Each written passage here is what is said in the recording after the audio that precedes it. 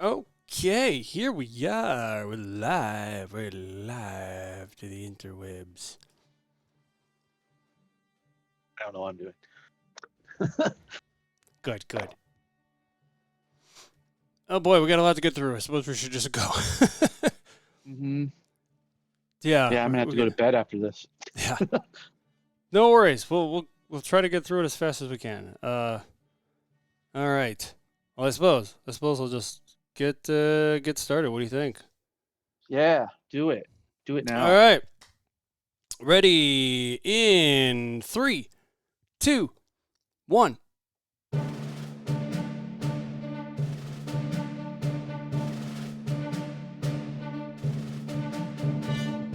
Hello and welcome back to Disnerds Plus, where we talk about your favorite nerdy shows on Disnerds on Disney Plus. It's been a few weeks since we last spoke. This here is episode 42. I don't know why. I think I had too much coffee today. Woohoo! We're talking about Ahsoka. Ahsoka is here. It's here, and it's part 1, Master and Apprentice, for Wednesday, August 23rd, 2023. I'm Shane.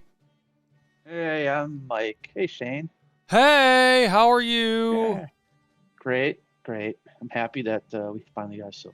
It's awesome. Yes, very much. This is exciting stuff. Very exciting stuff. Whereas this is like the last bastion before we get the Filoni movie, maybe?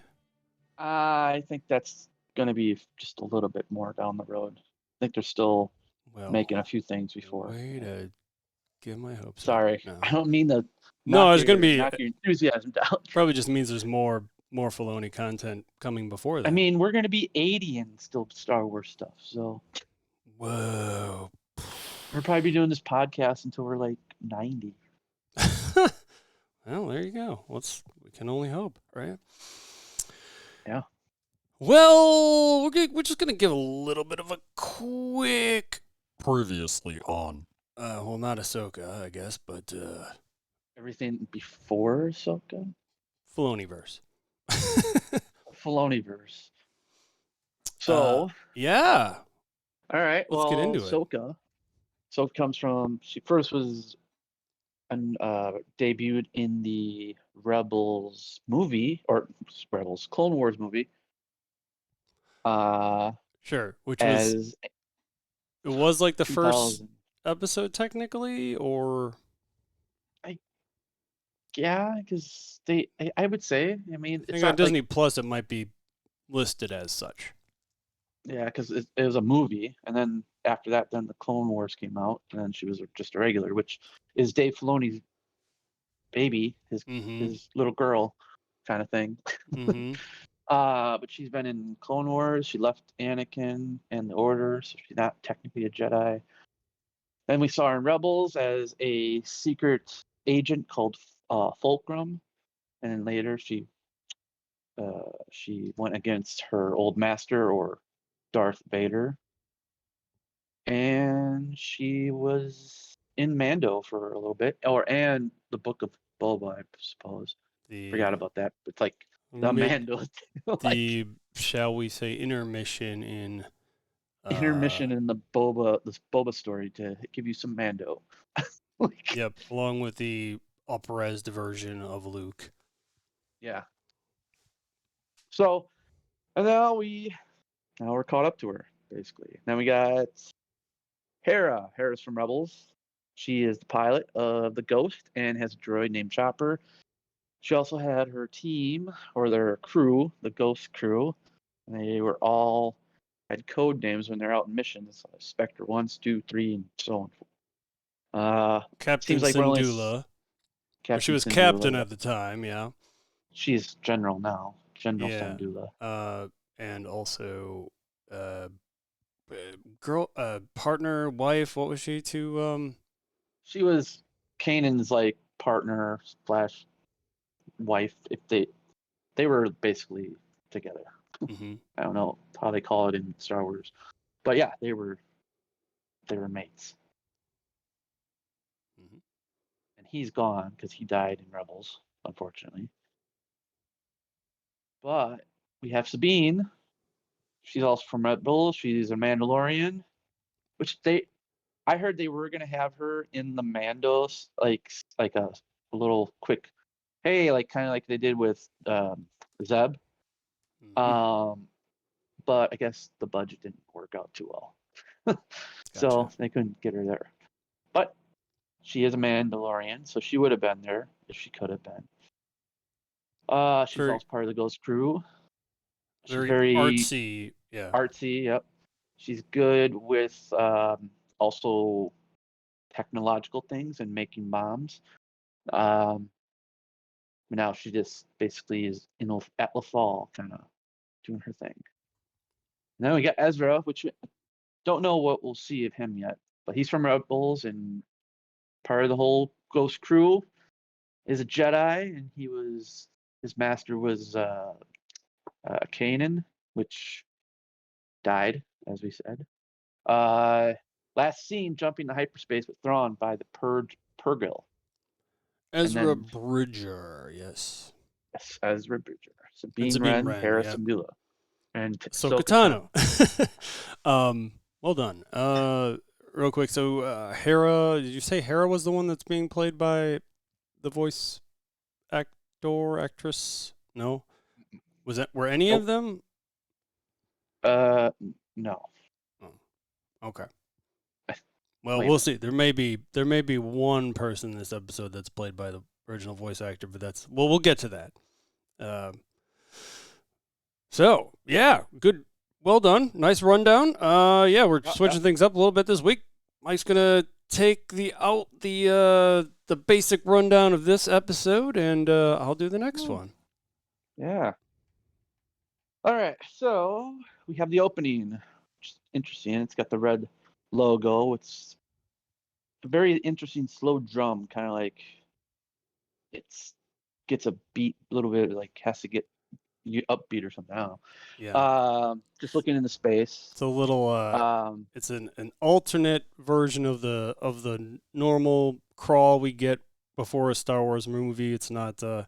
It's just a standard vertical. Yeah, it's not like going into the space like that way. It was just going. Yeah, it's almost like a Sith And version of it. everything was red. I noticed that Very red. Yeah. everything, even when you saw the helmets, because you saw like I saw Huyang, which is we'll get to him. I saw Sabine Wren. I saw who else did I see? I saw one of those assassin droids, and I also saw a stormtrooper or a clone trooper helmet that looked like Oh, Rex's. you're saying right before So that the. yeah, like how they have those lights, but then they show the helmet. I didn't even pay So attention to that. That's crazy. yeah, I was like, that's interesting. I always because anytime they show stuff like that, it sometimes hints. So I saw that, I was like, so is Rex in here? Because they can Same easily do as that. similar to the MCU opening crawl, right? Occasionally Yep. slip in some things in there as And well. yeah, and that crawl just basically explains like, the Galactic Empire has fallen, and there's sinister agents in like the shadows, looking, or I guess, what are they doing? They're kind of looking for maps, obviously. Now they're working for Morgan Elsbeth, Right. Who at which we'll first. get into. Yeah. Well, yes. Okay. Good. Yep. um, yeah, and then Whispers of Thrawn return, and Ahsoka is attempting to locate the map before the Sinister agents do. Is what That they're leaves called. us. Okay, Sinister Agents. I might have to change some of my notes for the next episode here. Yeah, I That's what they're called it called. Sinister agents because I didn't. They were just that at the beginning. So One but might yeah, say they are reminiscent of Inquisitors, at least. Yeah. kinda, yeah. But so yeah, we're on a rebel ship, or we see a rebel ship, which is like it looks like supposed to be like a newer ship. Maybe it's one of their just came off the line kind of ship. Anyway, they say the droid on the bridge says there's a ship that has entered the sector, and they say it's not Home One, which at the time it was, and then probably another rebel, or not a rebel ship, a New Republic ship. So used to putting rebels. Yep. Some of that Um, terminology changes. Captain Hale asks comms who's in the ship, and he states it's Jedi, based off the code. The captain is in disbelief and lets them board to see who they really are. Kind of sees sloughs it off like he's kind of just like, not I don't buying think it. they're Jedi. Yeah, I think he thinks they're Imperials. So he lets them board the ship. Sees two hooded figures come out of the ship. I kind of got that vibe, in the Return of the Jedi when Darth Vader comes down at first, and he's like the smoke is coming down. He's just walking down. That got kind of like that feel or vibe of that. Mm-hmm. On the ship doesn't believe they are the Jedi, but the imps. Cap tells droid to scan the Jedi, and the Master Jedi, what I called him at the time, says, "Allow me to show you our identification." Then the apprentice ignites her orange saber or lightsaber and starts cutting down the troops. Was it and orange? force, I didn't even pick up on that. It's not red. Obviously, it's not green or yellow, but yeah, orange. So it's a new kind of saber. But we'll see. It has something to do with the Force, I think. I had to kind of look back at that because I initially thought it almost had the that weirdness that what's his face is Kylo Ren's had or something like that effect, but I guess it's just a different color. Of course, I've heard there's someone started saying theories. Maybe this is the start of the Knights of Ren. Like these two. Interesting. That would be a cool theory. I wouldn't mind that one. Mm-hmm. Okay, so Master tells the captain they are no Jedi, and then ignites his orange lightsaber. And they start going off into further in the ship. Apprentice goes to the bridge, and basically, takes everyone out. Deflects all the shots that are shot at her. Master defeats all the guards in the hallway. Kind of felt like a Darth Vader type moment. Remember how, besides it wasn't dark enough, but it just felt like he's just doing these movements like it didn't mean anything to him. Yeah, okay. I definitely got that vibe too. Let's see. Ben basically gets all, once he gets all the guards down, he unlocks what looks like a cell or a door. Opens the cell and sees Morgan Elsbeth there. And then Baylan opens it up with the Force, which was interesting because I guess it was like no one else has ever been able to unlock it like that. No other Force user. I know. I was thinking the same thing. Like that's a droid thing. Right. But yeah. So Morgan. She is released. Which Morgan Elsbeth. when I saw the name at first, I was like, "Do I remember that name?" And then when I actually saw her face, I was like, "Oh." But I couldn't remember. So, season 2 of The Mandalorian, I couldn't remember. And she had the what do we call it? Spear. Spear. And that's where Ahsoka asked her, "Where's Thrawn?" I couldn't remember how she obviously she defeated her. Ahsoka did. Basically just disarmed her and then had her lightsaber up by her and asked her where Admiral Thrawn is. And then the next time we saw her was in this episode. So I don't know how much time's gone by, but I'm assuming just a little bit of time. Right. I'm guessing. I don't know.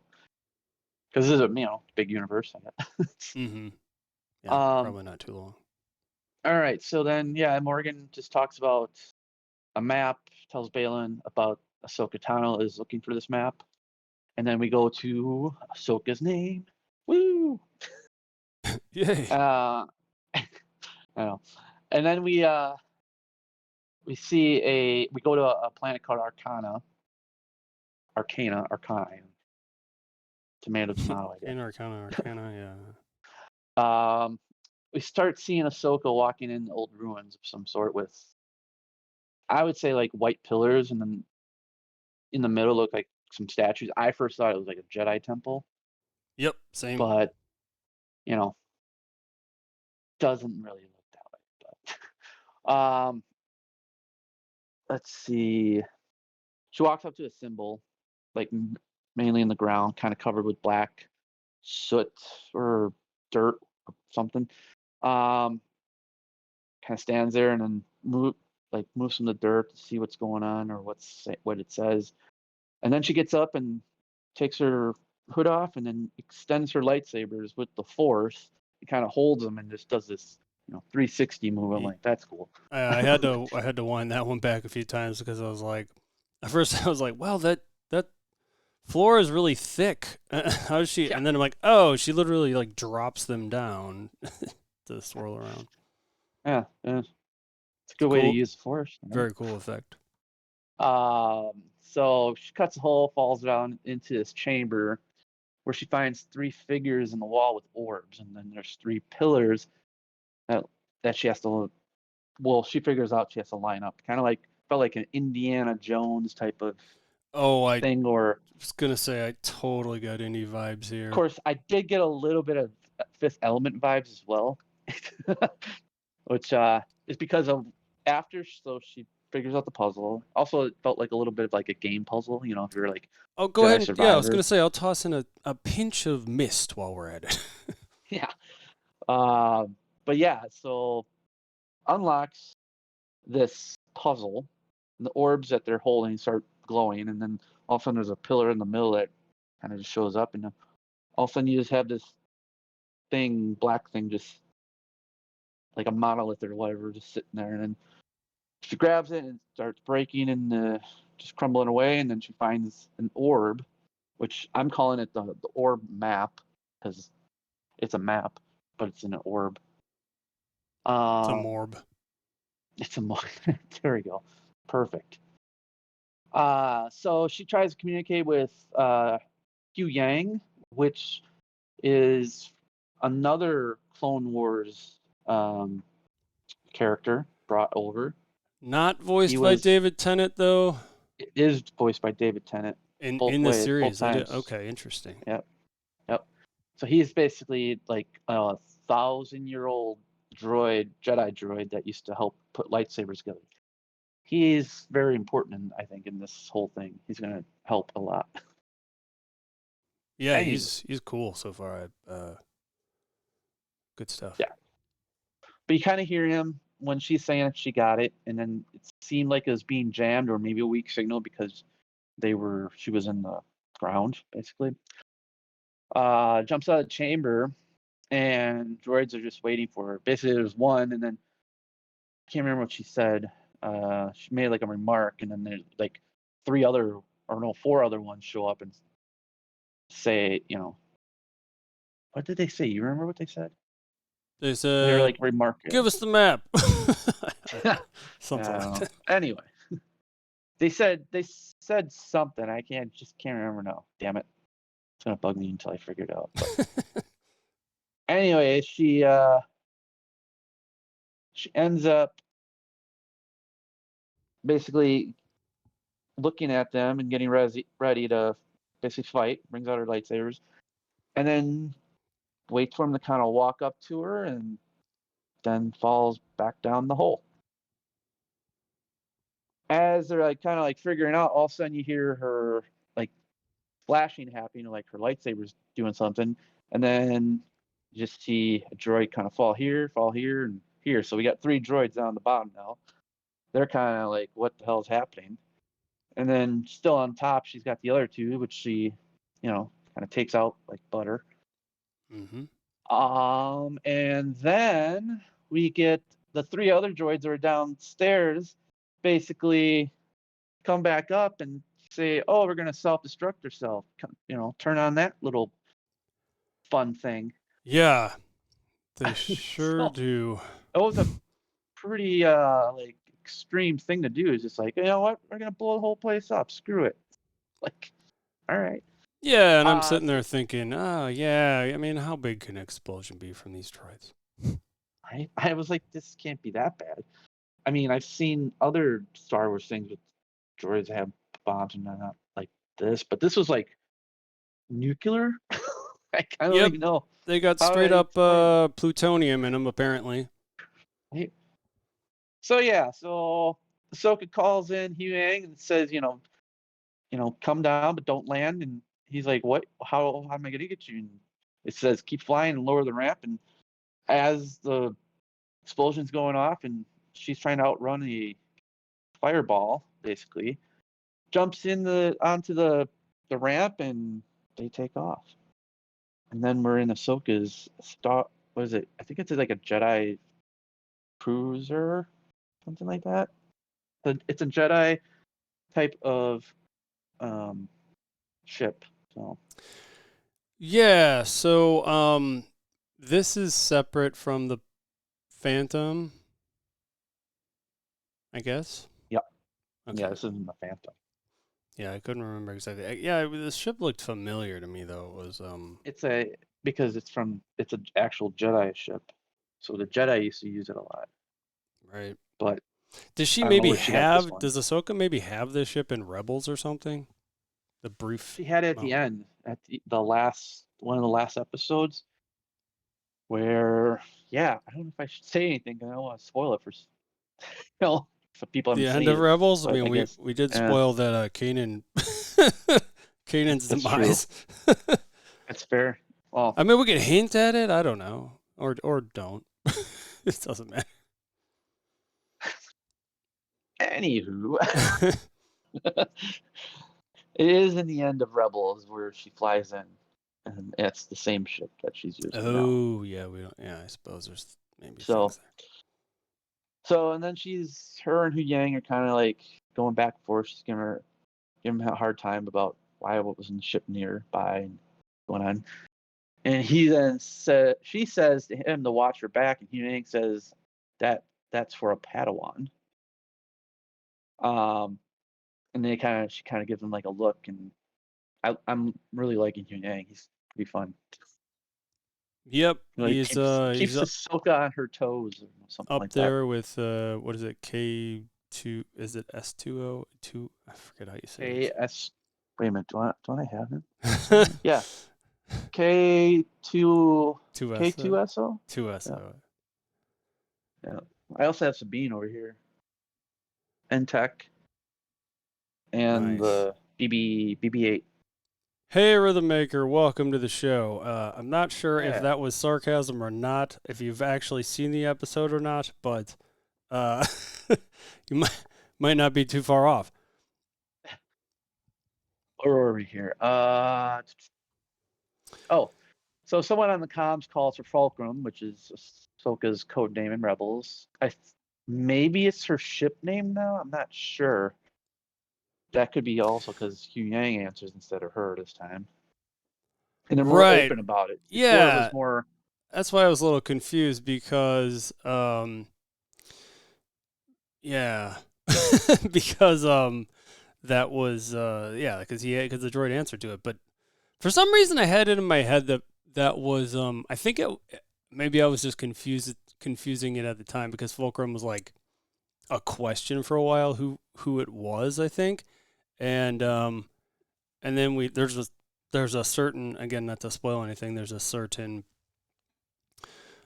person in that series that turns out to kind of flip sides, and I thought was, for some reason I was thinking they went by that name, but maybe they had a different code name. You know who I'm referring to, right? The Mhm, mhm, mhm. yeah. Maybe I don't want to say too much Nope. then. All right. So someone calls Fulcrum says calling from home one, and it's a priority. So Ahsoka's ship drops out of hyperspace and sees damage of the New Republic ship and lands in home one. So on home one, Hera greets Ahsoka. First time seeing Hera live action. Woohoo! Yay! And debriefs her about what happened, and that Morgan Elsbeth got released by Baylan. I think I put his name wrong again.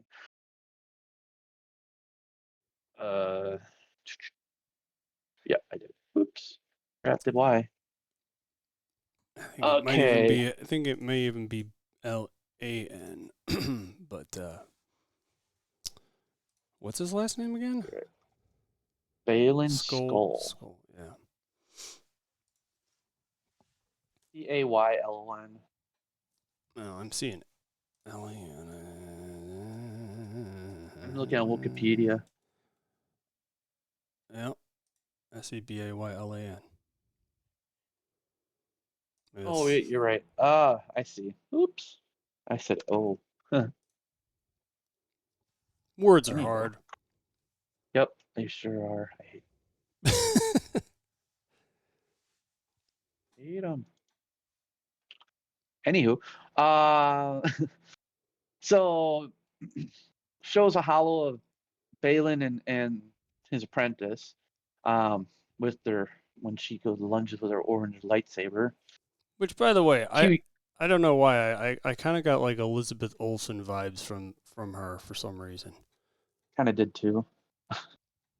She also does have that apprentice braid though too. If you notice, like the Padawan braid, but they're not going as Jedi. So Baylan's technically teaching her in ways of a Jedi, but not. It's weird. Yeah. Huyang says one could have been a Jedi. Hera and Ahsoka talk about the map and finding Thrawn, and then Hera, figures that he's dead after the Battle of Lothal, but Ahsoka has heard different and hasn't had confirmation or anything about Thrawn being dead. Then Hera thinks, or asks if that means Ezra is still alive, if Thrawn is, and Ahsoka's like, there's a possibility. Then Hera asks to see the map, and of course it's locked, and Hera makes a remark about it's never easy with you Jedi. I think she was relating back to some things with her old flame. Yeah. And actually Ezra, because they never made it easy for her, I guess. So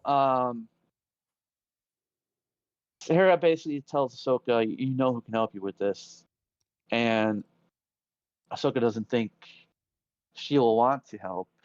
Yeah, and I'm thinking here when they say that, I'm like, oh my god, it's going to be, I'm thinking like, who could it be? Who could it be? Even though we already knew some of the characters that were going to be in this. Oh, and real quick, I did want to briefly pour one out again for, for, oh my god, I'm going to say, what is it, Kale? What's the name again? What was, anyway, Freddie Prinze Jr. played the voice of that guy. Kanan. Thank you. Kanan. Just want to throw that out there.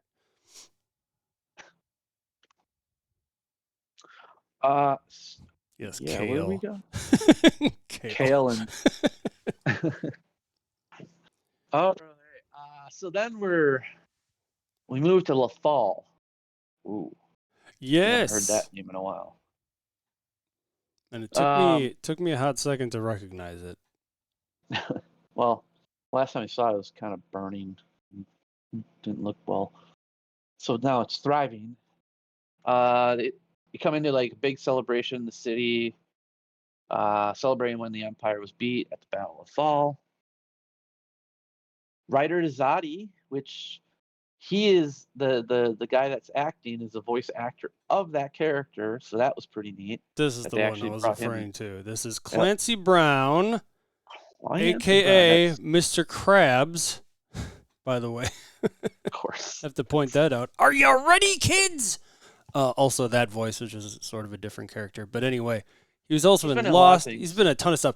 He also happens to already look exactly like that character. Like, I don't think he really changed his look at all. No.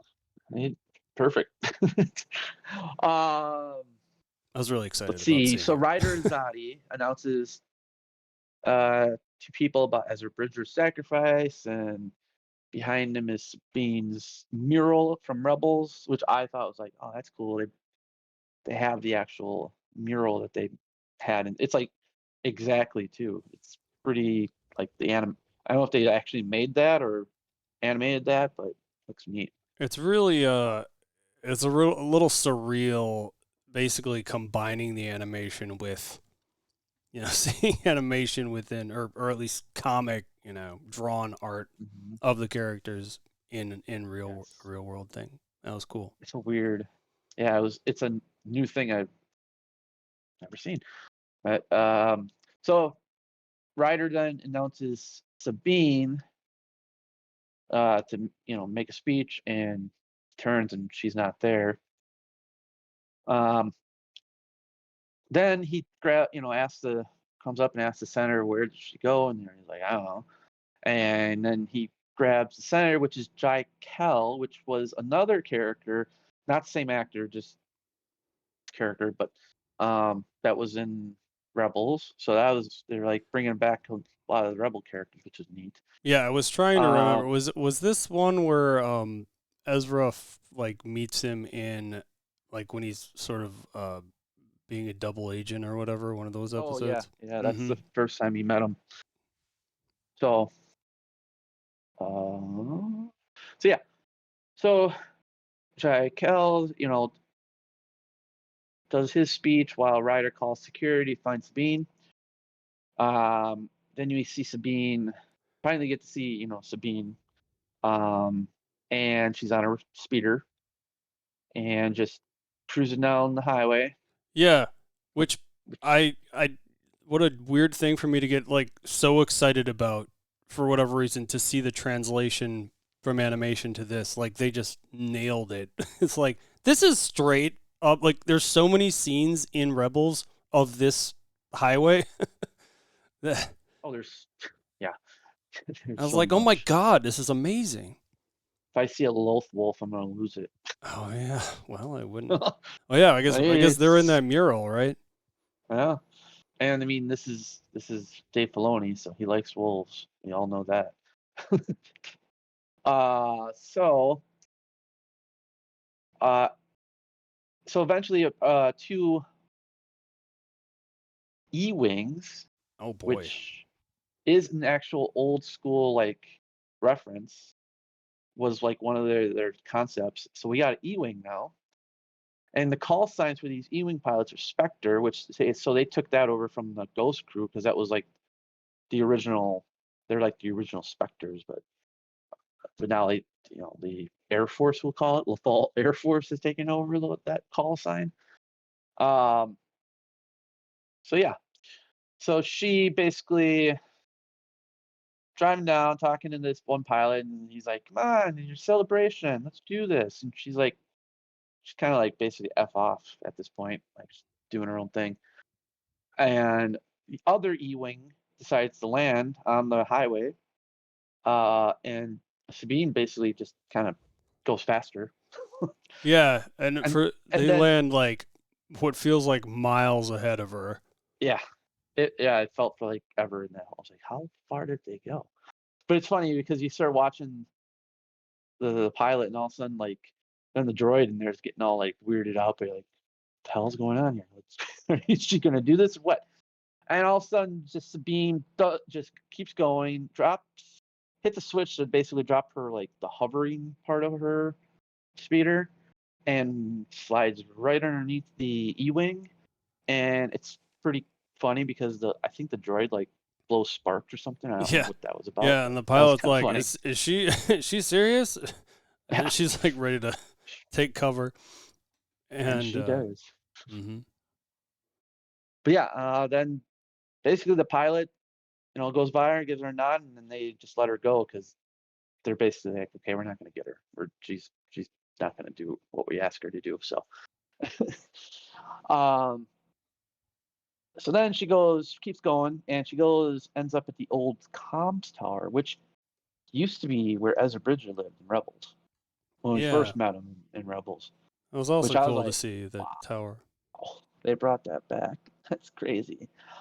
And then opens, goes upstairs or up to the top and goes in her what now is her home, and we see a loaf cat as a pet. Which and I she was feeds like, it.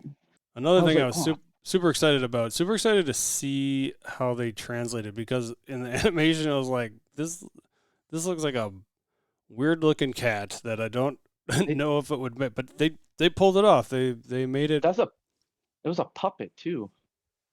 What? Yeah. I mean, there was a little bit of CG, but they said that some of that is puppet tearing. That's it. Like, wow, okay. I mean, they already had the sound, the meow sound, because I'm like, it's that same meow, like thing. I can't even do it. Yeah. So once she done feeding, you kind of hear. I don't know if you heard this, but I heard the song, like Sabine's song from Rebels, in here. Got that certain tone to it. I'm like, oh yeah, that's Sabine, because even Hera has hers. Like you can hear these tones from, or these old songs from Rebels are in here, but they're kind of mixed differently, which is neat. Nice. Thought that was cool. She looks through her box and brings out a holocom. That's what I'm gonna call it. and there is a recording of Ezra. Basically, it's like a side recording from the original one he made for the whole team, but for her, just kind of like more explanation why he had to do it. Hopes that she keeps going. Oh, do you think he And then did this says, for everyone? Made individual ones too for everyone? I think it was no. I think there was more to it with her, because he was like, you'll come find me at the end of Rebels kind of thing before everything. But we'll see. And one thing, I don't know if it's Uh, worth noting, but like throughout most of Rebels, I think Ezra's got the sort of long bushy hair. Not as long as Mike's, I don't think, but but then by the end of it, he does. He basically gets like a buzz cut or whatever, which is how we see him presented in the hologram. Yep. Yep. So yeah, and then he kind of in the recording also says that he says she's like a sister to him, which kind of gets her like happy or teared up, whatever you want to look at. And then we're back to Arcana, where we got Morgan, Baylan, and the Apprentice. They haven't even said her name, like the No, Apprentice's name yet. I Which that's noticed why that. I keep saying the Apprentice, because I see it on IMDb what the name is, but so they like, look at what's left of the ruins after that explosion from those droids. Morgan tells them she's a night sister of Dothamir, which that was like Yeah, awesome. yeah, and also like Like, what? yeah. Like, okay, we got a witch, a night sister. They brought that to life now. That's Yeah, awesome. Okay. yeah, but like then they had a specific look, right? Like, They did, but maybe because in Jedi Survivor there's a uh, night sister, and she has her hair too. Before that, they didn't have hair; they were all like bald. They, like, didn't oh grow the hair yeah, out. right, because Ventress was part of that, yeah. Yep. And Yep.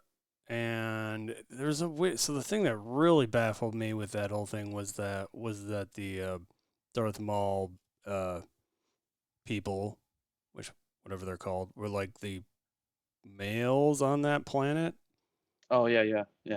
But then there's a Because separate horned ladies that are not the same, I guess. They're not related. that I don't know. Maybe. Yeah, it's a big universe. Mm-hmm. Let's see. She tells Baylan to send his apprentice to Lothal. Baylan basically tells her to go there, and she's like, "Well, why do I have to go there?" And he's like, "You're looking for Ahsoka's apprentice," and then he's like, "You're looking for Sabine Wren." So back to Lothal. Sabine is sleeping and he can hear her dreams. Here's Ezra And she gets up quickly and says his name. So it's like she was having a forced dream in a way. They even they did kind of say like kind of hint at her maybe being force sensitive in the show, but not didn't go too far into it. So I'm Right. curious. I think something's up. So Sabine, when she wakes up and then she hears beeping start going off. And then she goes outside and sees Ahsoka's ship and I said two wings flying in. I know what they're E-wings, X-wings, I don't know. Oh, right, right. Um, so Sabine goes ahead and goes back to the city to meet up with Ahsoka and sees Ryder and with Ahsoka and Ryder and Ahsoka are I can't I said that too many times.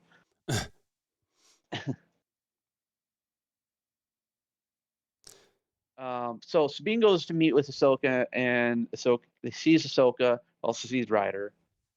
They kind of stand there. She says hi to Huyang, and then Ahsoka nods at Ryder, and then Ryder walks up to Sabine and says, first off, gives a little speech about missing the ceremony, and kind of, not happy about that, but she kind of just plays it off. And then Ryder says, you're going to want to listen to what she has to say. Everyone, they caught up a little bit. So then Ahsoka and Sabine are left to talk. And that's where Ahsoka and her have a long stare down for a moment. It felt like, it was like, what the hell's going on here? Just going to look at each other? Or what are they going to do? Then Ahsoka shows the orb map and said, what did you say? The morb? The Morb, yeah. The morb, and says she thinks she found a way to find Ezra. Ooh. So Nothing will ever beat the compound word that we coined last episode or last series though with the scrody. Brody, yeah, I know, right? That's never gonna beat. Okay, so now we're on Ahsoka's ship. I don't know if it's called Falcon, but I'm just calling Ahsoka's ship now. So Sabine checks out out of bed with drawings. I assume that's her old bunk, since she's the artist. Mm-hmm. And then at the same time, Ahsoka went in the other room and did something. I don't know. Ahsoka and Sabine start talking about the map and Ezra. She asks where she got the orb and says found it at an old witches of Dathomir temple. Sabine's like, "Ooh, fun witches." The Ahsoka asks Sabine to use her art skills to open lock the map. And then Sabine asks Ahsoka about home and says, it's her ship that's home. Mm-hmm. I feel like I'm missing something there. Yeah, I'm not sure. No, maybe I'm not. Sabine then has a talk with, they get in a deeper talk, and then she calls Ahsoka master and says, she says never made things easy for her. Actually, so AP Dubs has a good question here. Is it Force witches or witch witches? Well, I think they're like Force witches. They just use the Force a different way. Right. That's what I think. They're not. That is a great point because, yeah, yes, that's exactly correct. AP Dubs. I don't remember the name of that particular witch. She was like the head mother witch or whatever that. Mother Townsend. Yeah, same deal. They had a cave. That's true.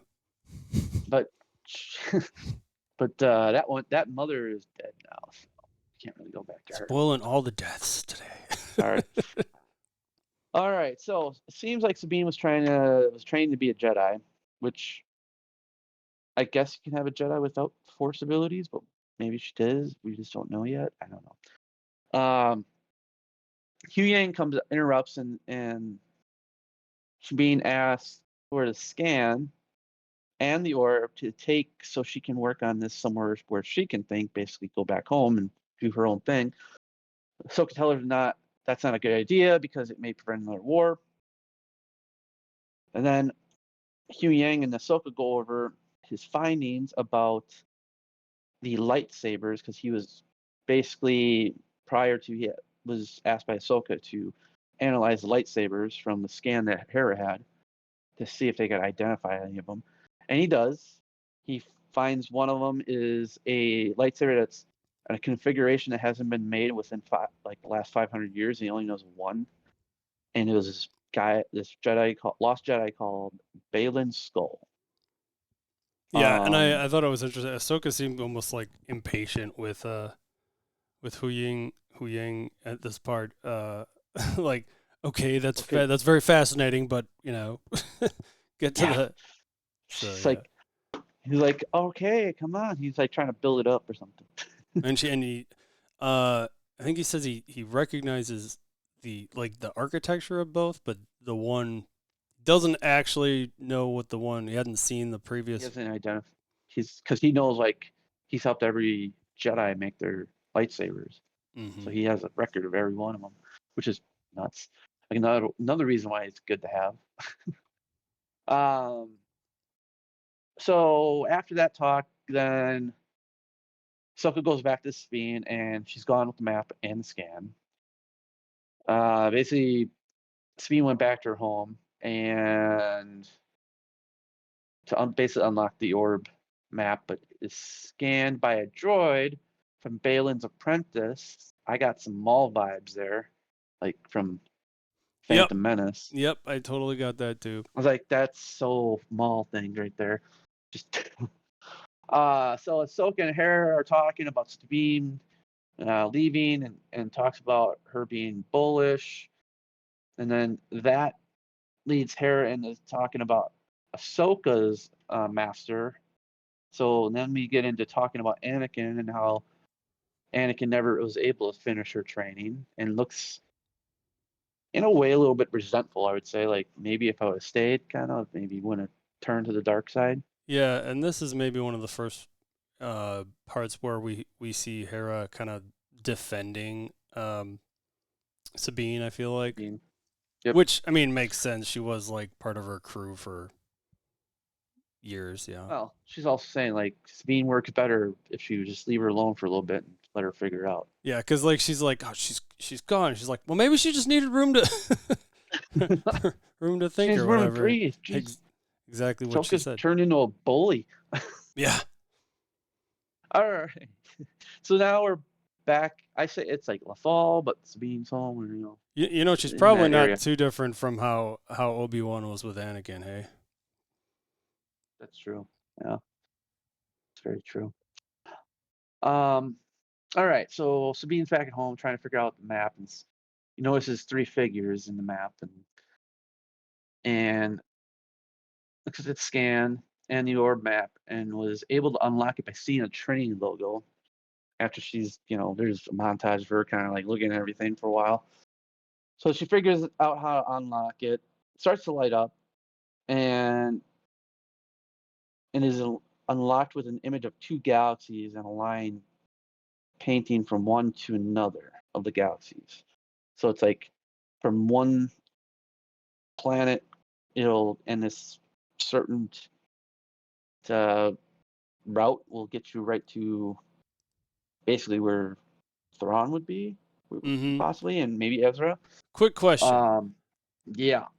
Have we ever before, like, I don't remember any, the closest I saw this was at the end of Force Awakens, right? But because they had a map also, like they connect the piece and they discover the thing, but that was still within one galaxy, right? Mm-hmm. Yeah, that was all. Like, this is a first for Star Wars. This is new. Because prior to this, it's like in a galaxy far, far away. A galaxy. Like, this is actually outside that. Yeah, it's in Legend. There's stuff in Legends like talking about the unknown regions, but this is like they just made it something canon towards it. Also, real quick, I have to say this comment by Rhythmmaker. Pretty sure as long as they have Nickelodeons in the bloodstream, they can learn to Jedi. Oh, that was great.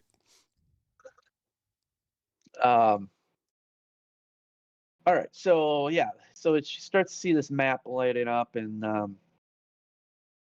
Sabine says that this is it, and goes outside with some binoculars and looks at the sky.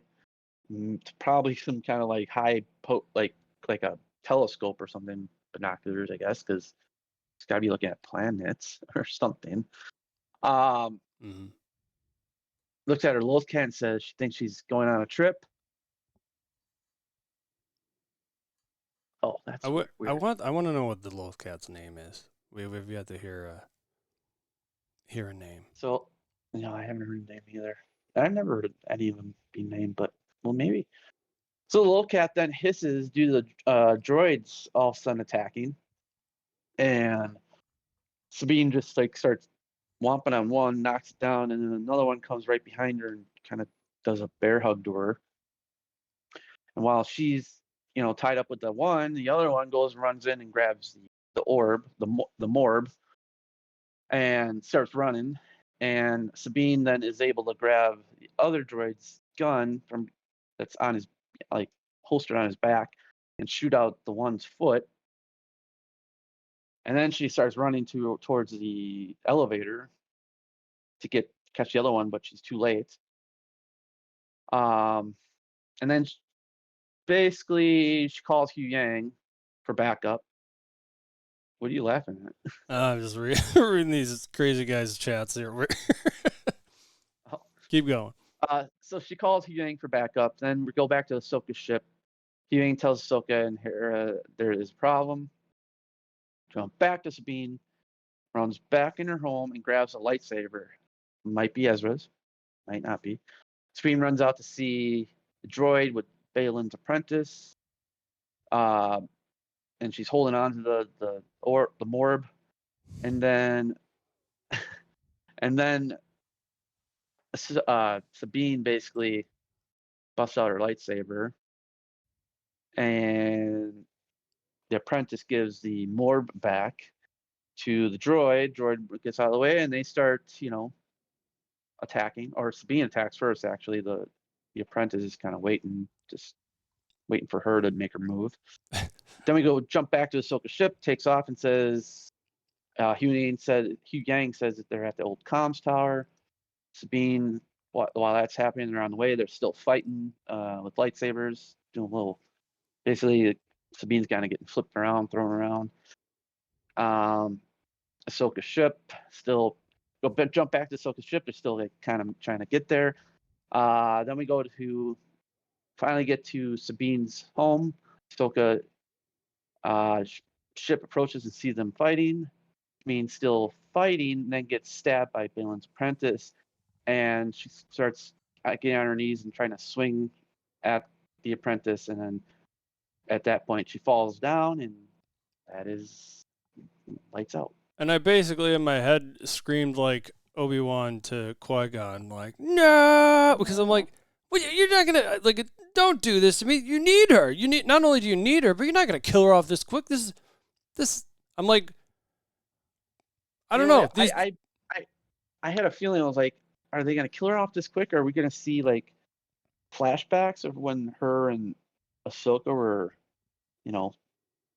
doing their thing? Because she got short hair now. But I don't know. Yeah, and I don't know what it is with these Disney Plus shows, like to have lightsabers, putting people through basically injured in the same way that Qui-Gon was, like through the gut with a lightsaber. Well, she was like hit on the side, so maybe she didn't. Well, as we may see at a later time, that's he could have gotten his spine like. It really didn't look like it was through the, like, to me it looked like it was straight through the middle in the Hey man, I guess it's been some time, so maybe the medical science has gotten better. Medical science has really improved now. Like, you can basically survive beheadings now. Right. Well, and then it goes black, and then it says for Ray, which is for what's his name? She's Ray Stevenson. Thank you, Ray Stevenson, that unfortunately passed away. Does play Baylan Skoll. Baylan, yes. Which took me a minute because I knew he was in this, but that was the one. He also played the same. Played one of. He also was a voice actor for different voice characters. Okay. Yeah. Several characters. Yeah, he's. But that was that was it for episode 1. Yeah. Good stuff. So how do you think? Do we change up the order for whoever goes through this for the rating part, or do we just keep me at trying to rate it first? Whatever you want to do, man. Maybe we go. Maybe we put you first for this one, because I have to think on it for a bit. But here we go. Without further ado.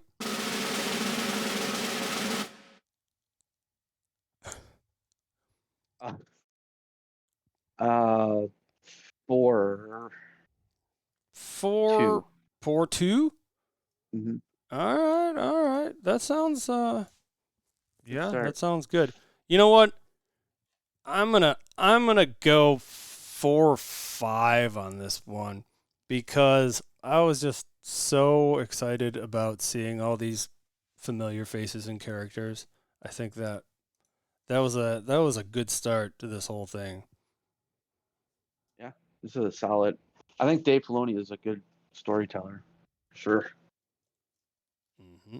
He's gonna make the last 3 movies actually make sense. Nice. There you go. It's a tall order. I mean, he did it. He already did it once with the prequels, so yeah. It is out of 5. Yes, Rhythm Maker.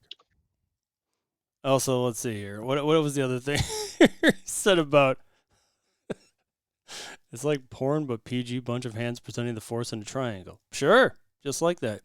There's a lot of comments here. AP Dub said, "In that weird place where the Force brother and sister killed their daddy and wanted to have a 3-way with Anakin."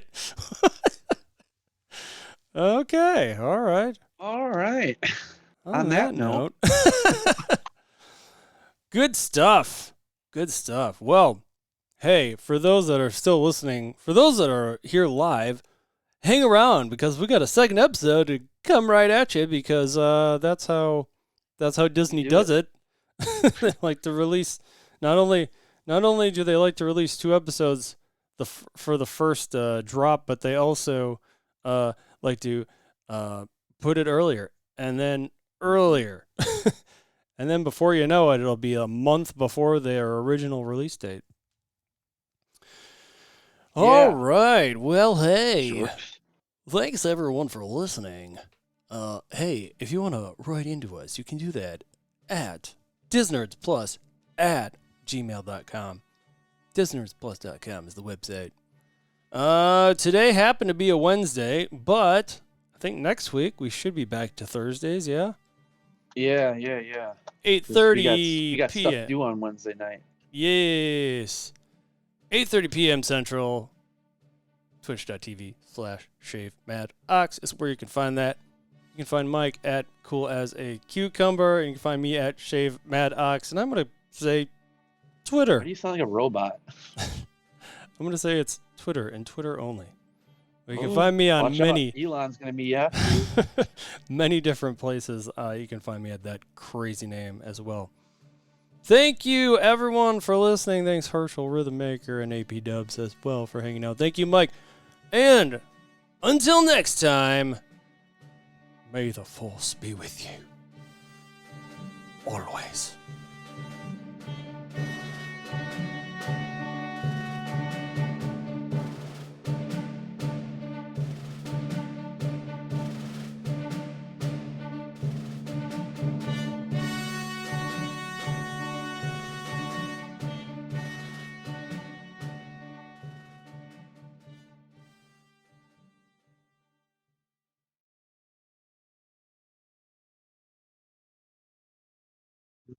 So Rhythm Maker said, wait, you gotta read the previous comments. It's like I realize a podcast is difficult to read all the comments, that's for sure, but which part in particular? There's a lot of good stuff in here, though. AB Dubs clearly has watched Rebels. Great show. Lots of comments pertaining to that. So like, no, I've got the Force within me. One dance left. Force is strong It is with the you. best. Well, you want to take a couple minutes? Yeah, I just need to grab some more water. All right, sounds good. Yep. All right, be back. Be right back. I still don't have a. We got the mirror view. I still don't actually have a proper be right back for this show, but we'll be right back.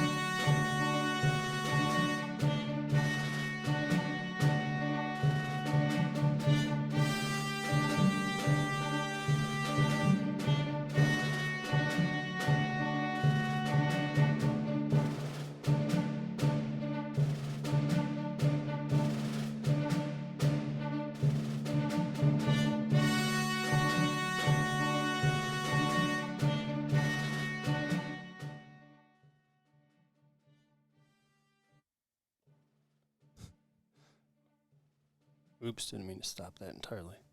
Hey. Hurrah! I suppose I could just, we could just say that out anyway, because we gotta jump right in. I know we gotta jump in real quick. Thanks for doing this. I didn't even think twice about it being as late as it was when I initially set up the time, but we'll get through this as fast as we can. Yeah. Ready to go! Ready to go. Yeah. In 3, 2, 1.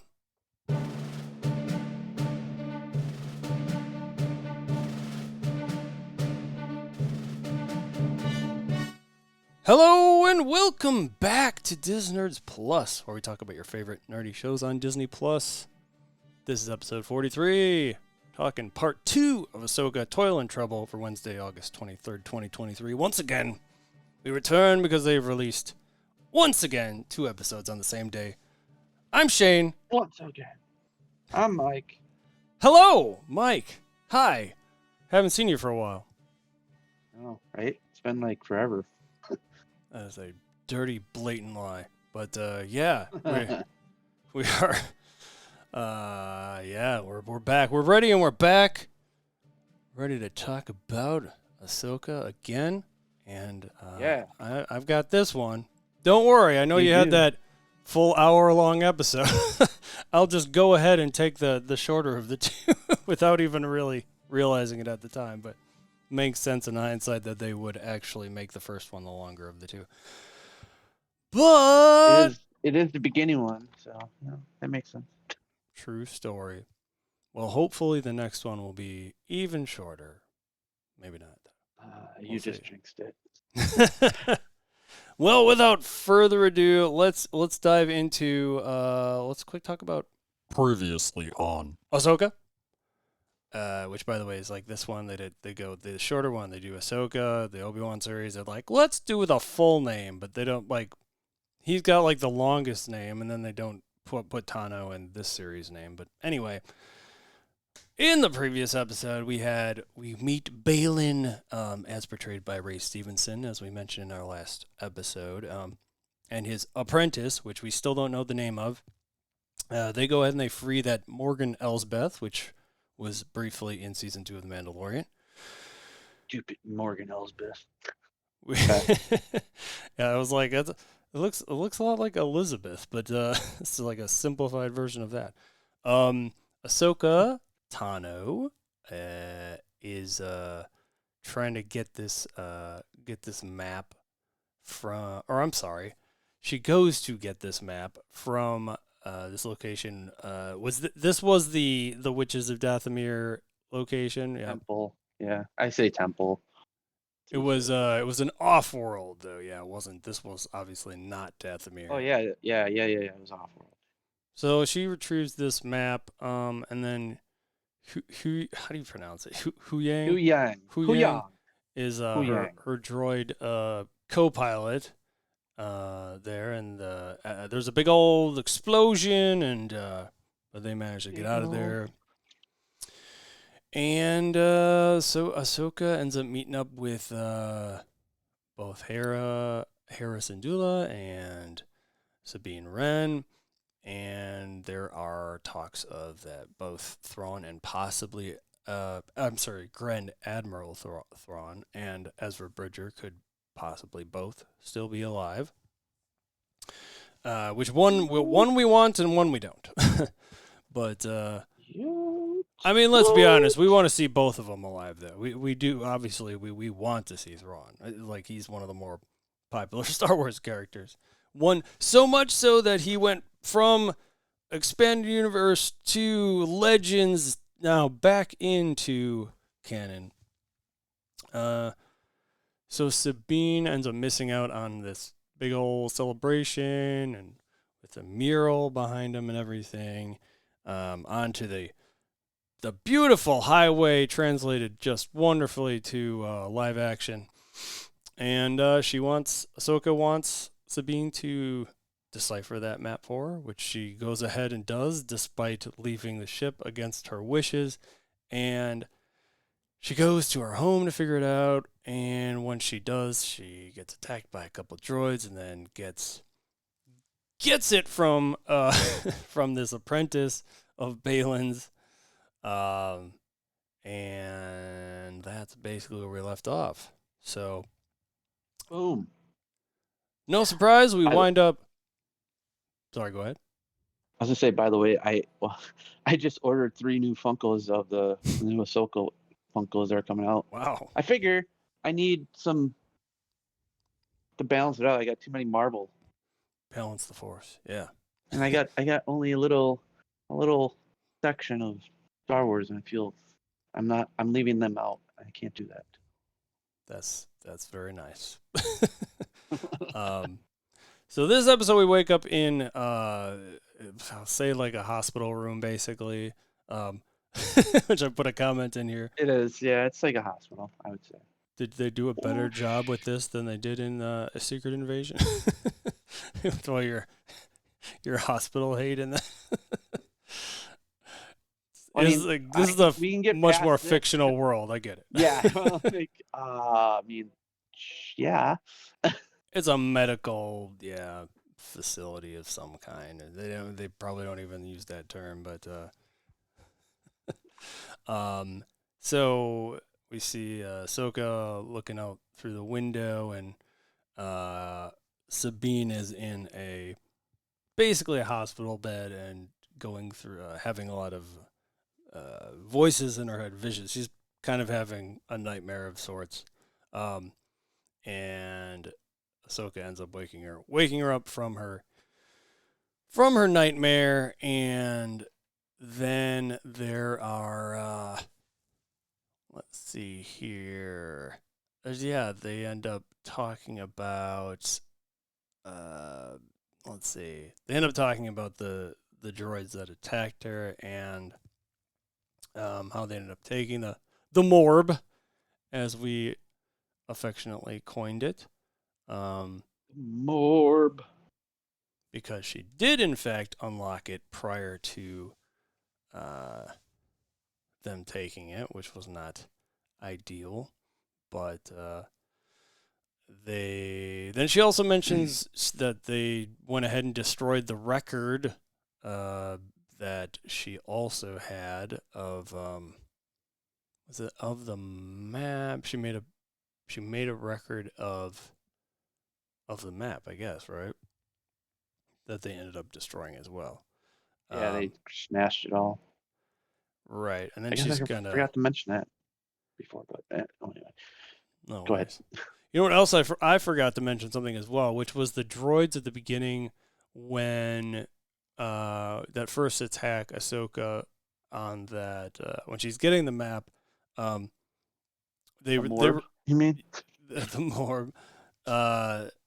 They had Darth Vader-esque qualities. I thought, like, their like heads had like that kind of helmet, and it almost reminded me of like the original artwork of Darth Vader. Original Darth Vader art. I kind of wanted to take a look because I thought, there was something about it that reminded me of that.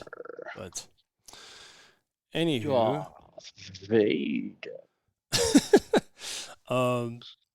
So Sabine also talks about how she took one of the droids out and then wasn't able to obviously get the other one, but she almost seemed proud of the fact that she took one of them out. But then after that, we see a ship landing on an unnamed planet, I think, at this point. Actually, I don't know if we still know what the name of this planet is. Do we?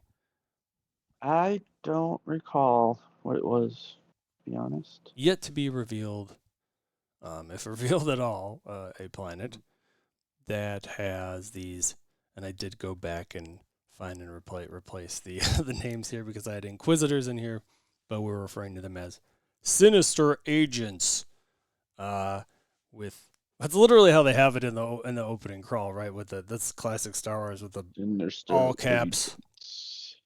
They walk up to this area with a bunch of pillars around this circle, and we see Baylan set the morb on a pillar in the center of these pillars, a separate pillar. What would you call before a like I don't know if monolith sounds bigger, but let's just say another pillar. Places it on the center of this thing, and I was wondering, it's almost like I don't know if it like locks it in place or something there. So it's I don't know. It was like it started reacting to once it was put on that middle thing, and then the orb just kind of started moving a little bit. Yeah, I do not think this. I think there's maybe a couple of Jedi Temple-like things so far in the series, but I also do not think that this was a Jedi Temple. I think Morgan even says this is something that is older than Jedi. Right. Nice. Yeah. So see. So he tells his apprentice. No. Who does he tell to contact Morgan? Yeah, he tells his apprentice to contact Morgan. Yeah. And that they think they've located the reflex point on Seatos. That's the planet. I think Seatos is the planet that they're on. It is okay because they mention it again later, and I thought because that's why they're calling her to come to this place to. Okay, I was thinking this find was the location. For some reason I was thinking this was like the place in the other galaxy, but okay. So then, back on Lothal, Ahsoka, we see her more or less kind of in her head. She's hearing the things that went on, kind of reenacting the events where Sabine got lightsabered in the gut there, and she goes upstairs to the tower where where her place is, her home, her room, where Ezra previously. Oh, I mean, yeah, I don't know how many. The old comm tower, you could call it that. Mm-hmm. Yeah, and I don't know if there's more than one area suitable of living, but one might presume this is the very room that Ezra was living at one point.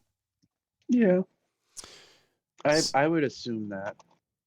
So Ahsoka goes into said room and sees the Loth cat in there, and pretty quickly instinctively knows to hit the hologram button to show that transmission of Ezra again, and also fairly quickly we see the same Loth cat start hissing again right away, and warning of the droid that drops from the ceiling. And I saw that droid's leg prior to that the Loth cat starting to hiss. I was like, what? Because you can see that kind of hanging there first, acting like it's just something. It's weird. Nice. It's actually it's a little weird that the Loth cat wasn't hissing the whole time, but like it must have known it was there the whole time, even if it was still. I think that's why it wasn't going in, but it didn't see any movement, maybe, or something. Maybe something with its eyes, I guess, to see it move. Right. I don't know. It's a Loth cat. So Ahsoka pretty quickly is able to take that thing out very quickly, and cuts the head off. She makes a comment that she was hoping that they were still there. So then back at the medical facility, aka the hospital. Yes. Sabine is inspecting the droid head that Ahsoka had just taken out, and talks about how resilient they are, like her, and that they've got all these several backup systems in place, and talks about, I think it's Huyang who asks what happens if she gets the power levels wrong, and she says it explodes. But she says, don't worry, because I can always just unplug it or whatever if that happens. And pull the cord, if you will. And Hera, so Hera's there, says to go for it, but then Huyang, I thought, had a pretty funny comment that said, you're a hologram. Like, she's not literally in the room.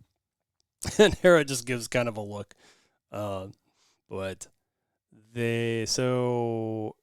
she is having a very, very intense gamer session with this device. It looks like she's just like vigorously hitting buttons and turning knobs. And everyone's getting a little stressed. Well, Huyang seems to be the one that's getting the most stressed from this whole situation, so much so that he's keeps like, I'm going to have to do it. I'm going to have to pull it. And he does end up doing it right before it's like he knows that thing is going to blow. And thankfully, so he does pull the plug, but she is able to pick up a location at the last second, of course. which She did it. determines that the droid came from Corellia, and that is where a New Republic shipyard is, where Morgan Elsbeth had some factories there. Despite that, those should have been dismantled. And I don't know why I put this in here, but for whatever reason, I noticed there was a little glitch in the music here. It was just a little bit of a tempo change. I don't know. I don't think that was intentional or not, but look for it. Listen for it, I should say. So Sabine's, of course, like, right, so when do we go? And Ahsoka's like, you're staying right here. And to be fair, she's she just took a lightsaber to the gut. So not so much. But so Ahsoka takes off, and Hera's right there to say, "But you did good, kid." And she goes on to say how they're both difficult, and Hera thought that's what made it work with them, and goes on to try to convince her that Ahsoka does actually need her help, and tells her to get some rest. Much needed rest, especially after almost blowing up that hospital room. Well, plus she's going to be busy. I think that's what she means. She's going to be needing her rest because it's going to be an interesting time. Mm-hmm. Isn't it crazy? There's already 2 done, and there's only 4 left. Wait, Isn't there only 6 episodes, right? no, there should be 8. Or 8? Which at one point I thought there was 9, but I looked back and it does say 8 if you look it up. It does. For whatever reason, Star Wars shows, although was Obi-Wan only 6 episodes, maybe that one might have been 6, but yes, I believe we do get 8 with this one. So then back on what should be Seatos, yeah. Yeah. Back on Seatos, which is kind of a dumb name, I think, but Morgan ends up getting there back with those Sinister agents, and she's very commanding. Show me what you found. And so she opens up that. Well, soon she will reveal that map, but she talks about how, that temple area, was it the temple area or the map? The morb she was referring to was not made. That temple area was not made by people from this area. Yeah, no Jedi, but an ancient people from a distant galaxy. Boy, are you worried in any way that they're somehow going to point this back to Earth in some way? No, they wouldn't do that. It's a long time ago, so yeah. I hope not. That would be jumping the shark moment right there. I would stop watching. That would be the one thing that would do it. I would, because it's like, no, we want to include Earth. This is completely, yes, it may be a galaxy somewhere out there, but it's not going to be part of here. yeah, they go on Planet of the Apes moment. That'd be great. So then she asks if they'd like to see it, and she starts levitating. Want to see it? You want to see it? She's just like that. She's like, she starts levitating the morb to reveal the galaxy once again on the morb itself, and then the concentric rings or circles start surrounding them around the temple area, and a big compass in some ways.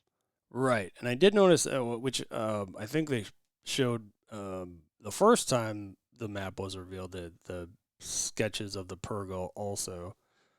We do see them in that sphere, that giant sphere surrounding them. Oh, you saw that, all right. I was Did worried notice you're it. going to miss that. You know, what I forgot to mention was I'm pretty sure when Sabine first opens the map, I'm pretty sure we hear. I don't know if it's a map or a projection of the orb itself. I'm pretty sure they have Purgle sounds in there that you hear kind of faintly. I thought it was actually when after Morgan opens the map and then Baylan's looking up at the sky after that and hears that sound too. Yeah, so that sound maybe carries on throughout this, which would make sense. I mean, something I also don't think we mentioned is there was a brief scene in Mandalorian season 3 where Oh yeah, with the Purgle. we do actually see them, or Grogu sees them, right? Yeah, I think 'cause he's the only Mando's one sleeping. yes. So they're very, very mysterious, very elusive to most people at They're this point. space whales. Yes. Yeah, we should say they're just keep calling them Purgle, but yeah, they are space whales. Is exactly right. So then after that, we do again see the line from their galaxy to this distant galaxy, and go on to say this is the area that Thrawn was banished to, and Baylan talks about refers to this as a pathway to Paradea. Yeah, it's How you say some it? tail or something. Tales, yeah, like basically myths. They think they believe them to be myths, told by It children. comes from legend. Yes, of the Jedi Temple, since Baylan was, those were his origins. He had heard these stories before, and Morgan says tales which are based on truths, and they ask, how can you be certain? And he basically keeps talking about how they're, this is clouded how you speak of dreams, and Morgan keeps saying how Thrawn's calling to her across time and space, and how the threads of fate do not lie. So then she goes ahead and turns their map off. She just flips the off switch, however you do that.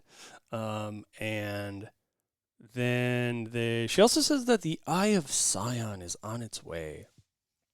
And then so there's just a few other names thrown out here, and then they ask them to how this Marok, however you say that. Marok, yeah, Marok.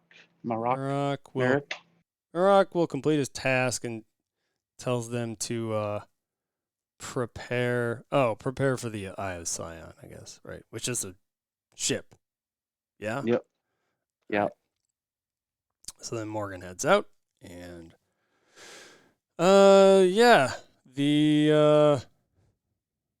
she questions, the apprentice starts kind of questioning what happens when they find Thrawn, and Baylan saying, well, it'll bring war, and then yada yada yada, power.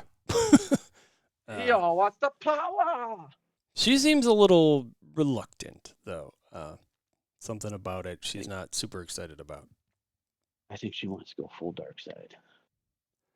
Yeah, well, I think she's just thinking like they might be killed or something in the process, or possibly. But killed in the process. So then Baylan tells his apprentice to go to Corellia and assist Marok with the final transport. So then on Corellia, we see Ahsoka landing there, and she's greeted by Hera and this Min Weaver person guy, which looked very familiar to me. Peter Jacobson, I guess. What do I know him from? Oh, House. Probably is the one. Dr. Chris Taub in 96 episodes. Okay, I guess that's why I look familiar. Yep, that would be correct. Who's the regional supervisor there? And Hera introduces Ahsoka, and they want to take a look around. Basically, he says he's very busy, but then Hera says she can make it a more formal inspection, and then we see Chopper chatter, which Chopper. Yeah, was this our introduction to Chopper here? Basically, in the live action, I should say. It was very he was in Rogue One, but it was like a brief little cameo. Oh, right. I vaguely remember that, but awesome. This was did he have any speaking lines? Speaking lines? I didn't think so. It was just kind of a background thing. It was cool to see him because he's very, very animated and not like for live action. He's like animated all the voicing is Dave Filoni. I figured you were gonna say that. That's awesome. But yeah, so we see him for the first time. It's like, woo, it's Chopper, and then Chopper. So they start talking about they take a sort of a transport, a speeder of sorts, and they're taking a little ride along this area and talking about how they're taking apart Morgan's old hyperdrive generators and using cores from those to make these new new ships, I guess it would be ships. Yeah, they're making new ships basically. And then he goes on the old, making a new. Yes. And then he goes on to say that they're still employing former staff because it's not easy to it's not a quick process to start a new republic. And there's ex-Imperials at every level, which did remind me of Mando and Dr. Pershing and that whole Dr. Pershing. Yeah, that whole thing about I forget what they call the Amnesty Project, right? That they had on Coruscant.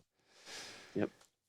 So yeah, goes on to talk about how the average workers they don't care about politics anyway, and that he's a businessman and that he'd leave the politics up to them. So then Hera tries to convince Ahsoka that they need Sabine specifically to try to bring her back on as her apprentice, I think. She's not ready. Yeah, which is like, boy, how many times are they going to use that line in Star Wars? Like, it's either he's not ready for the training, he's too old. Like, it's like they used that line for Anakin when he was like 10, and then Luke later, like, right. But yeah, so yeah, because we obviously don't know the entire history, what all exactly happened with Ahsoka and Sabine, but they've painted a not so pleasant picture of their relationship so far. So then we get to once again, I think for the last time, revisit the hospital, and yay, hospitals. We see a medbot, for lack of a better term, reveal her wound, which, as you mentioned, is in fact to the side,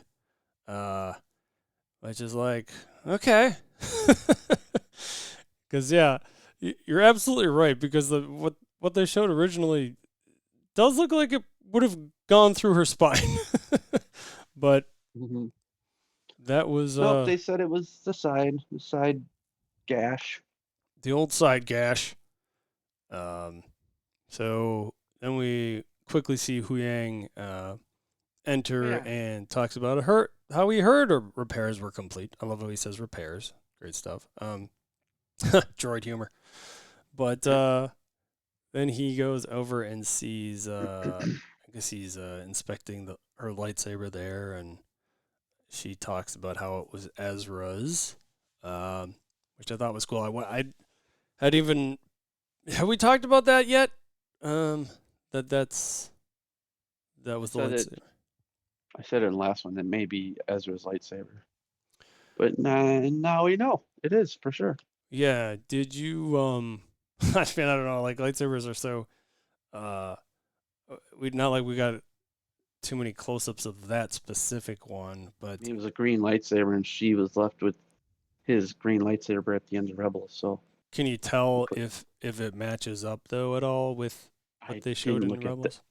I didn't look at that much detail. I'm sure Filoni wouldn't have it any other way. it's gonna match. But With, it's also modified because oh, it's changed. Like he said, or she said, or yeah, Huyang said, yeah, but it's now hers because she has changed it. It used to be Ezra's, but when she modified it, it turned into hers, I see. which is interesting. So there's there's a little bit of life advice I feel like that Huyang kind of gives to Sabine at this point. He's very like, you should continue on with your training and everything, and I don't. He's just being very philosophical in this scene, and there was a quote here, which again I have to say it this way. To be fair, you have never indicated that you wanted to come back.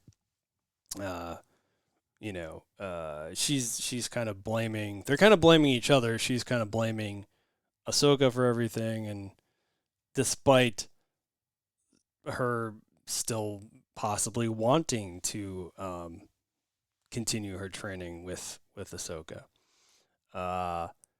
And he says how she says, oh, after he has says that line, she says he's annoying, and he says logical, not annoying. Corrects her. It's logical, yes. And she goes on to say how she never had the same talents or abilities like Ezra, and Huyang continues to grease blatantly, like continues to say like, yeah, you'll never live up to that, basically anything like that. It continues with the logic, of course. And he also makes a comment about how she's only the only time she's wasting is her own, and proceeds to hand her said lightsaber. So then back on Corellia, there is this what's this guy's name again? Min Weaver. Shows them continues the tour here and shows them the control center where they keep track of their entire inventory. And this is where they have a variety of reconstruction programs going on, and among other things. And they quickly are like, wait, what other things? And he says, well, the board and primary investors kind of have the first dibs here, more or less. And I believe it's Hera points out something off in the bay here in front of them out the window, and sees that it's a hyperdrive core. And Min, what's his name? Orweaver? Min Weaver. He says it was a refurbished, it's a hyperdrive core from refurbished from an SSD, which I was like, wait, solid state drive? What? Yeah, right. produced 9 of these new models, and then they find out that the was it like the schematics or something for it, or the details. The ships that they were Classified. going to, the ships that they were going into, they don't. He doesn't have an answer initially when they ask about what models they're going into, and then they has this C1 droid come over and look it up, and it says it's classified, and she's like, I'm a general, nothing's classified to me. And then he kind of goes back and forth a little bit with that, and she's like, basically, try me, like, there's because he needs to authorize it or whatever. She's like, I can authorize it. But then they're asking further questions about the types of droids they have there, and then they specifically ask if they have these, I think, HK or assassin droids. Yeah. Which I didn't think about it until now, but like in like video games, it's like hit kill or something like that. Which would be. It is from one of your old video games from Star Wars. Nice. Then this C1 droid says he recently, despite him saying, no, we don't have any of those assassin droids. Like, why would we need those? And the C1 says he recently saw one and said it was, it points at like, departing on that transport over there. Oh, shoot. And they ask if one of the, I don't know what you call them, people working there,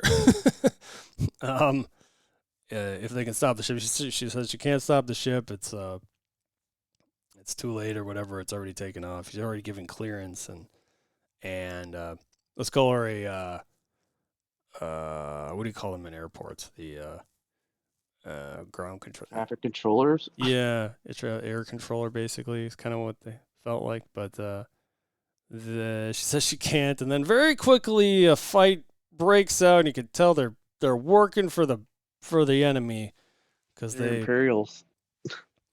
there's some blasters firing, and some Ahsoka brings out the old lightsaber and has to take some of them out. Well, I think probably just about the whole room besides this Min Weaver guy, and so yeah, then they realize, well, we better go after that ship. So yeah, they I think Ahsoka tells Hera to get the Phantom, and so Ahsoka crashes through the window in front of her and starts chasing down that ship, and she comes across 2 droids that they're ready to fight. And they've got lightsabers. Yeah. And we see Hera and Chopper take off in the Phantom, and then the droid takes off like very Western style, takes off his cloak. Oh yeah, that's cool. And they start fighting. Hera then continues to follow after this ship, and while Ahsoka is down below engaging in the 2 Jedi droids, or whatever you want to call them. It's almost like they're, Grievous. Well, one's not a droid though. One I thought was actual Maro, whatever his name is. Oh. Yeah, Marek or Marok or whatever. There was only one droid, and then there was him. He had the double blade lightsaber. I see. Which I'm thinking he's like an old Inquisitor of some sort. It definitely resembled that for sure, with the circular pattern on it. It's an Inquisitor, definitely an Inquisitor. Like how I put shipper here, Chopper.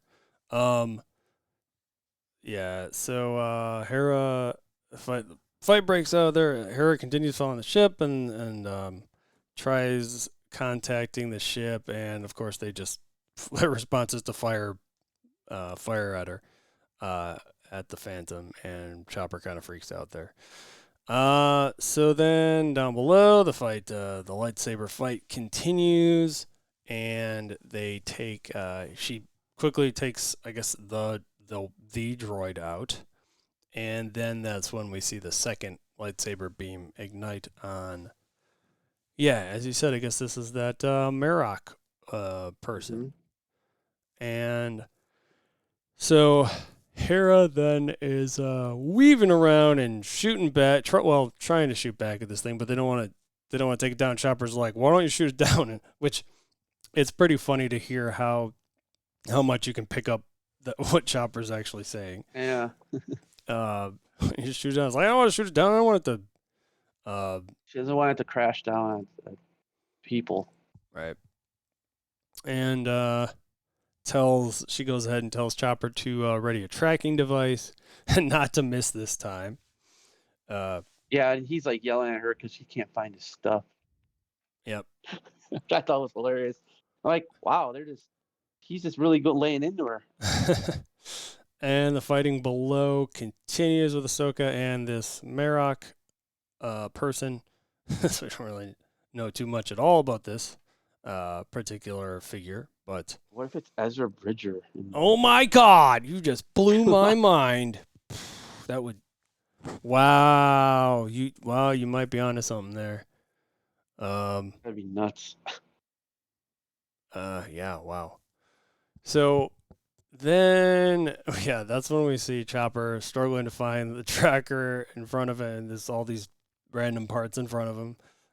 Which, now that I think about it, probably wouldn't be true Star Wars if these parts weren't all taken from some other random things from hardware stores or whatever.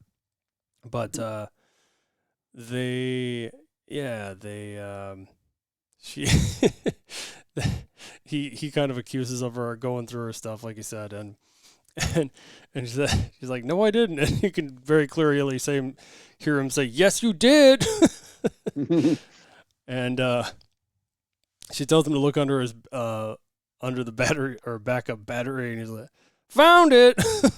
very, very clearly both of all those words, but they say they'll make the jump to she basically warns Chopper that the ship's going to make the jump to hyperspace as soon as they clear the atmosphere. So then we see Ahsoka push back this Marok. And then we also see the what is that again? Marok? they have some kind of message that appears on their wrist, and so they toss their lightsaber right at Ahsoka and proceeds to run straight for the ship, this other ship, smaller ship, and she or Marok still boards this. Is it? It's the same. It's the ship that the Baylan ship. Yep, and because we do at least see his apprentice. Oh yeah, because now it all makes sense because that's literally what what Baylan told her to do. Yeah, so still manages to basically boomerang effect, or I guess force pull the lightsaber back, and still manages to get that. And ship takes I like how off. Ahsoka just moved away out of the way a little bit, like she knew it was coming back. Yes. I was slick. I'm like, ooh, look at that. Yes. So then Hera tells Chopper to get ready, and he goes ahead and successfully hits the ship with the tracker. Immediately, of course, just before jumping to light speed. It jumps. And then she calms Ahsoka to tell her Ahsoka asks, "Tell me there's good news," and she says, "Yes, we got him. We got the tracking device on him at least. We're tracking. I mean, I don't know what other news she was hoping for exactly. That was a pretty large ship. She was. I think that's the best news they could have had. But so then back on Lothal, We see again Sabine entering her home and shows her Lothcat some love there, and Old cat, yeah. we see her kind of digging through some things, and she's bringing out her old Mandalorian armor, which is the most decorated Mandalorian armor in probably the galaxy. Because she's an artist. Sure is. She goes ahead and lays all that out. Just a quick. Did we mention not only is she an artist, but she was known for the spray graffitiing their the rebel logo on everything, right? Yep. Back in did they establish if she was the the originator of the logo or something in any way? They never said anything like that. Yes. So I don't know. Everyone knew this as AP does. Well, yeah. Anyway, everyone that's watched the series, I suppose. We just hadn't mentioned. Thought it was worth mentioning. But so she goes ahead and lays out her old armor all in front of her, and then lastly she picks up the helmet and sets that down, and I don't know. She almost kind of looks like she's meditating in front of it initially, and then she picks up to this knife, kind of like rotates it like this, or just kind of like back and forth, rotating the blade, and then she just goes kills ahead. herself. Jesus, wow, that went places. She goes ahead and that was unexpected. No, she cuts off her hair so that she can basically look how she did in Rebels again. I think that's what she's going for, maybe, right? Yes, I think so. So then takes her helmet and heads out. So then back on Corellia, Hera is talking to Ahsoka and telling her about how much of a mess it is there now, and because they have all these people getting arrested, taken away, including this Min Weaver guy, which I wasn't super clear on at first that he was actually involved with all this, but I guess so. I mean, it's just greed. It sounded like it was just like Ahsoka said, it was greed that caused this. Yes. Yeah. Well, he made it very clear that he was a businessman, of course. I'm a businessman. I like greed. Yes. Well, now you're going to jail. Right. Yeah. So Hera also asks how they can still be loyal and everything, and oh yeah, that's when Ahsoka responds with saying it's not loyalty, it's greed. And Hera asks Chopper how that tracking beacon's coming along, and he's still working on it. But so Ahsoka goes and gets on her ship, and she sees that she's got a incoming call, and then we see on the old hologram Sabine with her new haircut there, and she says she is ready. She's ready to continue her training. And so she takes off, and Hera looks as their ship flies away.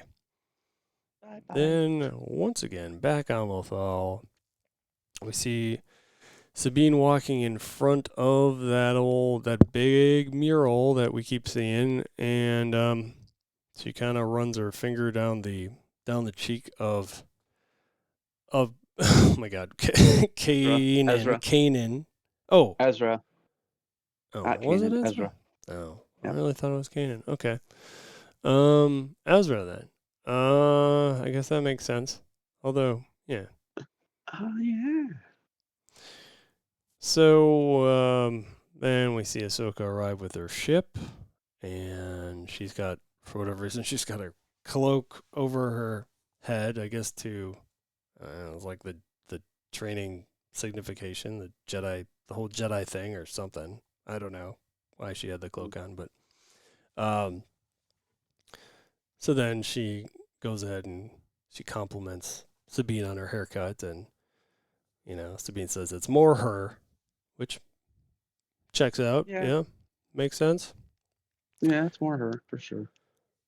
So then Huyang says he's got a transmission from Hera, saying they traced that ship to the Deneb system, which is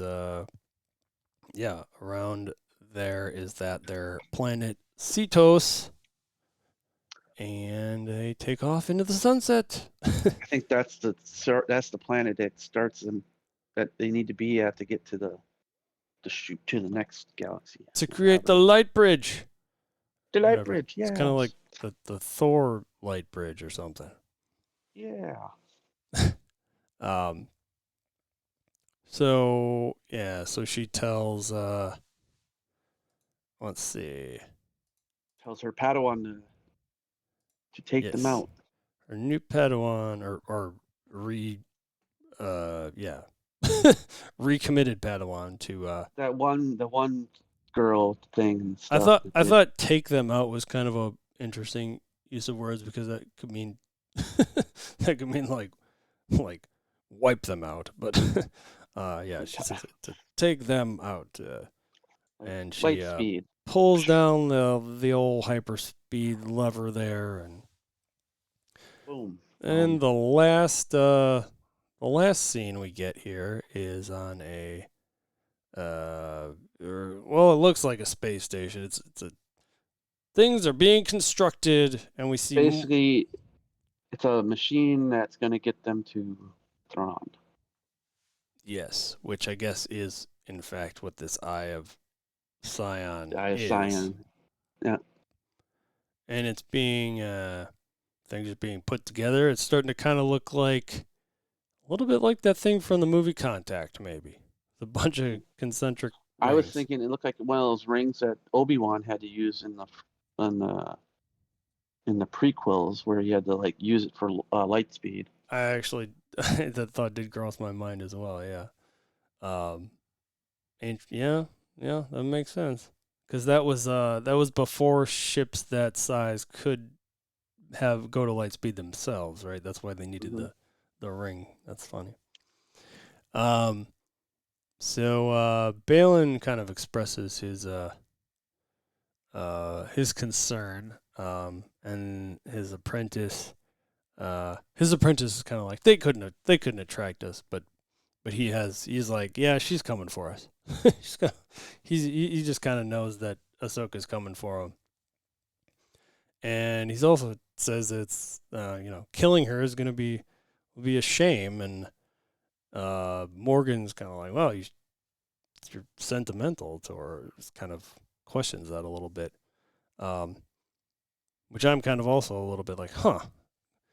Is it? I don't know if it's just because he just wishes that she'd join their side or something, or maybe it's because there's so little Jedi left. Oh yeah, sure he does. Yeah, bring that up. Maybe it's more about it's a shame because there's less of them to kill. It's like it's like a poacher's dilemma or something. To kill her will be a shame. There are few Jedi left, is what he says. Mm-hmm.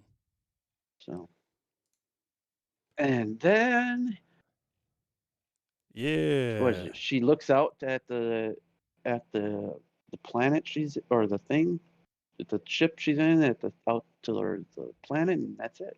And that's the end of. And then we're done with these two for now. Yay! I mean, I gotta go to bed soon. Yes, you do. So really quick, let's just do this. I'm gonna steal your score from last time. I'm gonna say 4-2 this time. Oh, well, that's funny. I'm gonna go 4-5. Okay, well, that's easy. Okay, what did you like better about this one? I don't know. I had Chopper in it. I like Chopper. I don't know why, but that's fair. Yeah, that was nice. And I don't know. It seemed like there was a little bit more lore in this one. I guess a little bit more things. I don't know. It for me. It felt more. I don't know. I can't explain how it just felt more like exciting than the first one. The first one was great. Don't get me wrong, but I just like this one more. Yeah, I feel like it's similar reasons, but I don't know. Like I said, the last one I rated that one higher because it felt like it was more of a there was more of that nostalgia, but no, it's good. 4.35 for both episodes out of 5. Very good. Good stuff. Good start. Looking forward to more. Yeah. But yeah, we're going to let Mike get to bed. But thanks, everyone, for listening. Thanks for hanging again, AP Dubs, Herschel, and Rhythm Maker. And thank you once again, Mike. Thanks, everyone out there, for listening. DisnerdsPlus@gmail.com is the email address. DisnerdsPlus.com is the website. Back to recording next week, hopefully Thursday at 8:30 p.m. Central at twitch.tv/ShaveMaddox. You can find Mike at Cool as a Cucumber. You can find me at Shave Maddox. Thanks again. Bye. Until next time, may the Force be with you. Bye.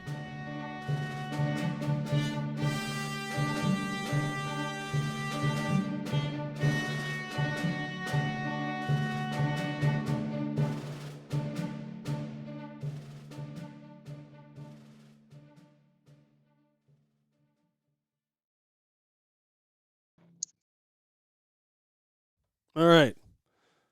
Thanks again. Sorry it ran so late. Yeah, hopefully we won't run this late. No, we won't because we won't have 2 episodes. Only have 1. Yes. Hot takes. Well, have fun on your trip. Oh, yeah. Thanks. Appreciate it. I'll talk to you next week then, right? Because you don't get back until what, Monday? Sir. Sunday sometime. I have to look when I do. Are you still playing? Are you going to try to play some games to get back or no? I don't know. I got to check when my flight actually gets in, but I will let you guys know. Sounds good. All right. Have a good one. Out. Later. Bye. All right. Thanks again, everybody. As is per the usual, we are going to not do that. We're going to dance our ways out of here. Ready, set, and go. Thanks again, everybody.